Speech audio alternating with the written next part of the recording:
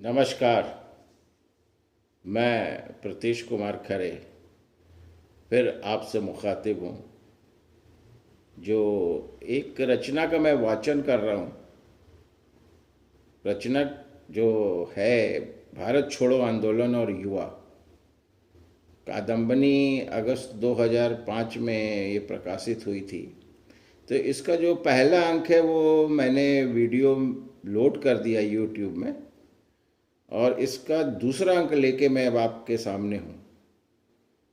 और ये सुरेश नीरव जी की लिखी हुई रचना है। और इसी बीच मुझे एक फ़ोन आ गया कि अरे यार, खरे जी मैंने आपका वो स्वतंत्रता आंदोलन, भारत छोड़ो जो आंदोलन है 1942, ये यूट्यूब में देखा मैंने आपका। तो ये अधूरा क्यों है? हमने कहा नहीं, अधूरा नहीं है, ये अंक 1 है और ये अंक 2 अभी मैं लोड कर रहा हूँ, और कुछ देर में ये भी आपको यूट्यूब में प्राप्त हो जाएगा। तो मैं पढ़ना शुरू करता हूँ सुरेश नीरव जी की रचना। और अभी पहले अंक में हमने बात की बलिया की, इलाहाबाद की, देवरिया की, और अब हम पहुँच गए हैं लखीमपुर।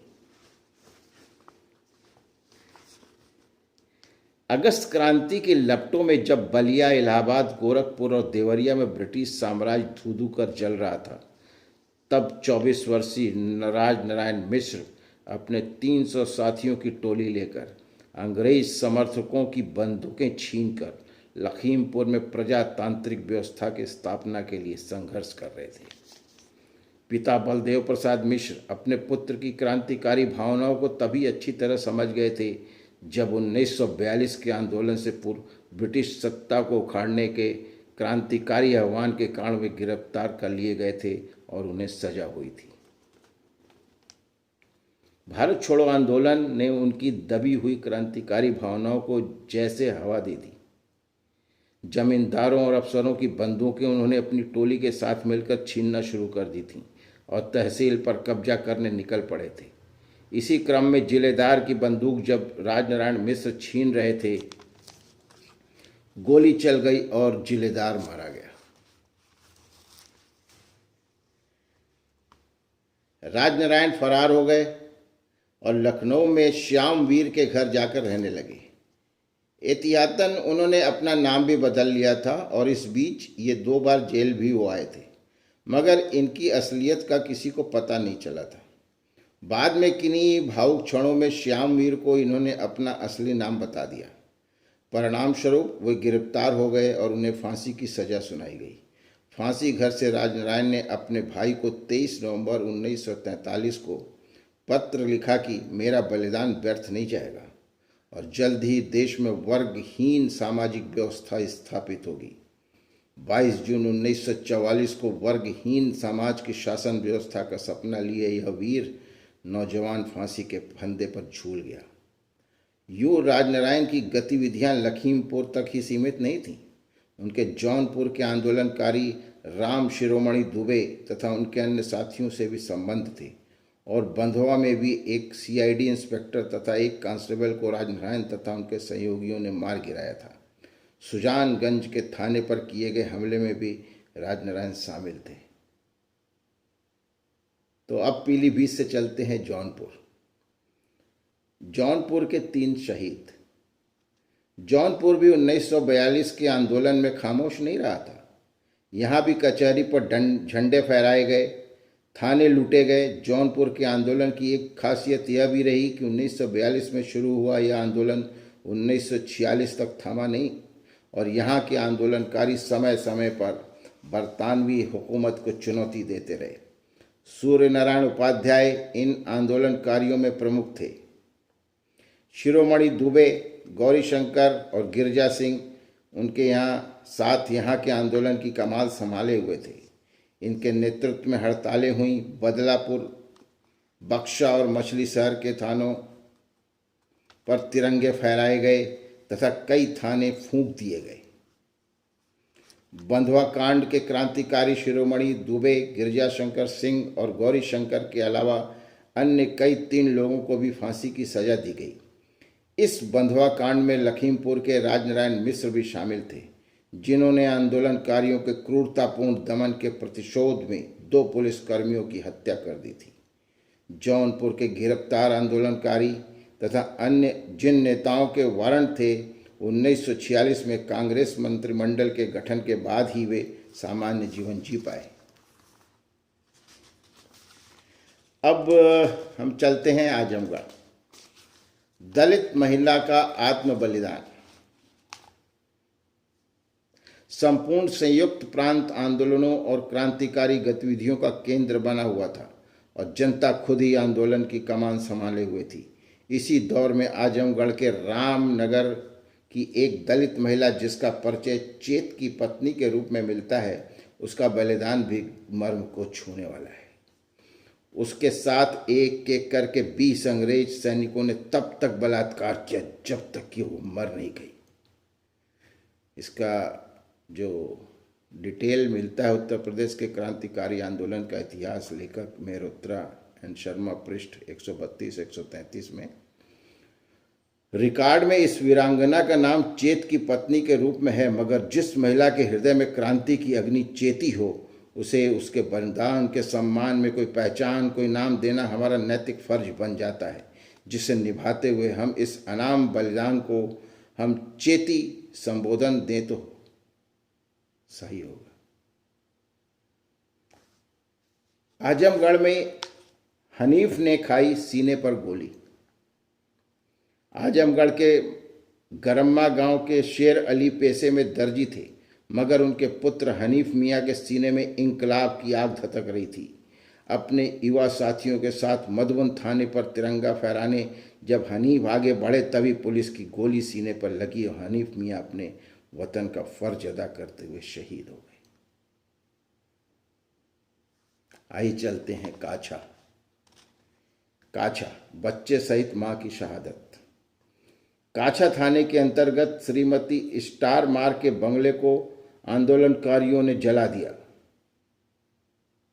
जिसमें महिलाएं भी शामिल थीं। इसलिए संदिग्ध महिलाओं को पुलिस ने बेइज्जत किया और मार डाला। दांदरा गांव की एक स्वतंत्रता प्रेमी महिला को उसके साल भर के बच्चे सहित गोली से उड़ा दिया और काझा गांव की एक अन्य महिला के साथ भी पुलिस ने उसके पति के सामने सामूहिक बलात्कार किया। ये कहानियां सुन के, और ये एक सच्चाई है, इसको लिपिबद्ध किया है श्री सुरेश नीरव जी ने। मैं उनको साधुवाद देता हूँ कि उनकी जो संकलन की हुई है, जो उनकी जो मेहनत है, जिसका तो मैं सिर्फ वाचन कर रहा हूँ, और कल्पना कीजिए कि देश को आज़ाद कराने के लिए कितने लोगों ने कितना किस किस तरह का बलिदान दिया है। पुलिस का यह कहर 70,000 आंदोलनकारियों द्वारा मधुबन थाने के घेराव के दौरान पुलिस और जनता के सामने की भिड़ंत का परिणाम था, जहां आंदोलनकारियों पर मशीन गन का खुलकर प्रयोग किया गया और 34 आंदोलनकारियों ने मौके पर तथा 41 क्रांति प्रेमियों ने कुछ समय बाद दम तोड़ दिया। प्रतिशोध में जनता भी पुलिस से 2-2 हाथ करने पर उतर आई। तरवा और महाराजगंज के थानों पर हमले किए गए और पुलिस वालों की बंदूकें छीन ली गईं। सरकारी कर्मचारियों पर मुकदमा चलाने के लिए आंदोलनकारियों ने पंचायतों का गठन कर उन्हें सजाएं भी सुनाई। उनके साथ भी वही किया गया जो उन्होंने आम जनता के साथ किया था, टिट फॉर टैट। अब चलते हैं पटना। बिहार की राजधानी पटना की घटना है ये। पटना शहादत के आकाश के सप्तऋषि। भारत छोड़ो आंदोलन का आह्वान करने के बाद कांग्रेस ने जिन शीर्ष नेताओं को गिरफ्तार किया गया था, उसमें डॉक्टर राजेंद्र प्रसाद भी थे। उनकी गिरफ्तारी की खबर जब बिहार पहुंची तो वहाँ की राजनीति में भूचाल आ गया। पटना विश्वविद्यालय के छात्रों ने विश्वविद्यालय प्रांगण में 11 अगस्त 1942 को विराट आम सभा की। बिहार नेशनल कांग्रेस के छात्र इसके अगुवा थे। तय हुआ कि सार्वजनिक महत्व की इमारतों पर तिरंगा फहराकर हम अपने आंदोलनकारी मंसूबों को चरितार्थ करें। छात्रों का विराट जनसमूह पटना मेडिकल कॉलेज पर तिरंगा फहराता हुआ पटना कचहरी पहुंचा। जहां उसने सफलतापूर्वक तिरंगा फहराकर अपनी शक्ति और अपने हौसले का परिचय दिया। छात्रों का विजयी सैलाब सचिवालय की ओर बढ़ ही रहा था कि इनके दमन के लिए सरकार ने गोरखा रेजिमेंट को उतार दिया। छात्रों के हाथों में तिरंगा और दूसरी तरफ थी गोरखा रेजिमेंट की लाठी और बंदूकें। इस समय सूरज और क्रांतिकारी दोनों के ही तेवर देखने लायक थे। आम जनता भी धीरे धीरे जुलूस में शामिल होती गई। 2.5 घंटे के संघर्ष के बाद आखिर छात्रों की एक टोली सचिवालय परिसर में घुसने में कामयाब हो गई। देखते ही देखते छात्रों ने सचिवालय के पूर्वी फाटक पर तिरंगा फहरा दिया और अब वे सचिवालय के मुख्य भाग की ओर बढ़ने लगे। छात्रों की अगुवाई उमाकांत कर रहे थे। उनके हाथों में तिरंगा और जबान पर इंकलाब जिंदाबाद का नारा था। गोरखा रेजिमेंट ने जब छात्रों के बेकाबू तेवर को देखा तो उन्होंने फायरिंग शुरू कर दी। उमाकांत को गोली लगी तो पीछे खड़े उनके साथी जगपति ने उनका झंडा अपने हाथों में ले लिया और गोलीबारी की परवाह किए बिना इंकलाब जिंदाबाद का नारा लगाते हुए आगे बढ़ने लगे।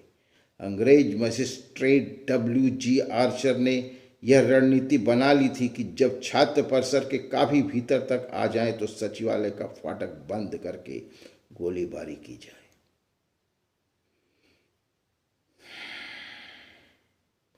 और उनके पीछे लौटने के सारे रास्ते बंद कर दिए जाएं। बेखबर 17 वर्षीय जगपति कुमार आगे बढ़ते गए। उनके पीछे पीछे नारे लगाते हुए चल रहे थे राममोहन राय और उनके 5 अन्य साथी, जो लगभग सचिवालय के मुख्य केंद्र तक पहुंच ही रहे थे। तभी एक गोली जगपति कुमार को लगी। उन्होंने वंदे मातरम कहा और अपना झंडा राममोहन को थमा दिया। राममोहन राय इंकलाब जिंदाबाद कहते हुए झंडा फहराने के लिए आगे बढ़े भी तभी एक गोली उनके सीने में लगी और उन्होंने झंडा अपने साथ चल रहे दूसरे छात्र साथी को पकड़ा दिया। फाटक के उस पार खड़ा जनता का अनंत सैलाब इन हत्याओं को देखकर मारने मरने पर उतारू हो गया। शहादत के इस सिलसिले को 2 और बहादुर छात्रों ने जारी रखते हुए आखिर सचिवालय पर झंडा फहराने का अभियान अपनी आखिरी सांस तक जारी रखा।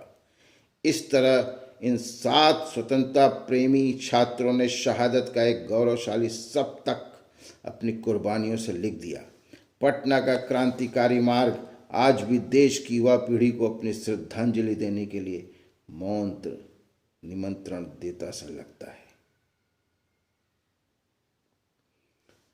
बिहार में एक जगह है सिवान। अब चलते हैं सिवान। सिवान इक्के वाले के लड़के की शहादत। जब डॉक्टर राजेंद्र प्रसाद की गिरफ्तारी से पटना में इतनी हलचल हुई तो उनका पैतृक जिला सिवान भला कैसे खामोश रह सकता था। उस पर 11 अगस्त को पटना में शहीद हुए 7 छात्रों की खबर ने भी आग में घी का काम किया। तुरत फुरत गरीब इक्के वाले समोद शाह के पुत्र, जो तितरा गांव के प्राथमिक विद्यालय का कभी छात्र था, झगरू शाह और ठेपरहा गांव के एंग्लो वर्नाकुलर मिडिल स्कूल के 7वीं कक्षा के 12 वर्षीय छात्र बच्चन प्रसाद ने सिवान की फौजदारी और दीवानी कचहरियों पर झंडा फहराने की ठान ली। जुनून था एक उस समय के युवाओं में। आनन फानन में 12 अगस्त 1942 को इन दोनों छात्रों ने अपने छात्र मित्रों को इकट्ठा किया और तिरंगा थामे जुलूस की शक्ल में इंकलाब जिंदाबाद कहते हुए कचहरी की तरफ चल पड़े। इनका जोश देखकर आम जनता भी इनके साथ हो गई। इन दोनों बहादुर छात्रों ने अपने फौजदारी कचहरी के प्रांगण में लगे ब्रिटिश साम्राज्य के ध्वज यूनियन जैक को उतार शान से तिरंगा फहरा दिया और फिर आत्मविश्वास और जोश से भरकर थोड़ी ही देर में दीवानी कचहरी पर भी तिरंगा फहराने में कामयाबी हासिल कर ली। जब तक सैन्य दल वहां पहुंचता तब तक तिरंगा फहराया जा चुका था। सारा जन समुदाय इन 2 बहादुर तरुणों की निर्भीकता पर गदगद हो गया, लट्टू हो गया।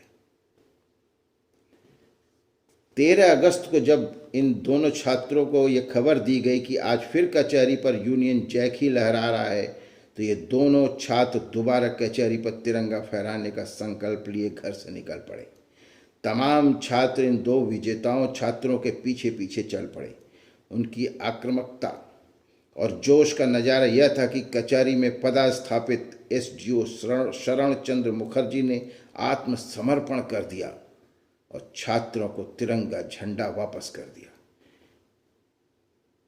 इन दोनों छात्रों ने दोबारा कचहरी पर झंडा फहरा दिया और उपस्थित जन समुदाय को आमंत्रित कर वंदे मातरम गाया। जब लोग यह विजय पर्व मना ही रहे थे, तभी लाठी और बंदूकों से लैस भारी संख्या में पुलिस दल वहां पहुंच गया। पुलिस और जनता आमने सामने थी। भीड़ की तरफ से पथराव और पुलिस की तरफ से लाठीचार्ज। सौभाग्य से जनता का पलड़ा भारी रहा। पिटती पिटाती पुलिस जाते जाते भी 7 छात्रों को गिरफ्तार कर ले गई। झगरू शाह और बच्चन प्रसाद इसमें से बेहद व्यवस्थित थे। जुबली सराय में छात्रों से आगे की रणनीति पर विचार कर ही रहे थे कि अचानक दंडाधिकारी MC मिश्रा के नेतृत्व में सशस्त्र पुलिस बल ने जुबली सराय को चारों तरफ से घेर लिया। जब लाठियों पर जनता का पथराव भारी पड़ने लगा तो पुलिस गोलीबारी पर उतर आई। दोनों बहादुर छात्र नेता इस गोलीबारी के शिकार हो गए।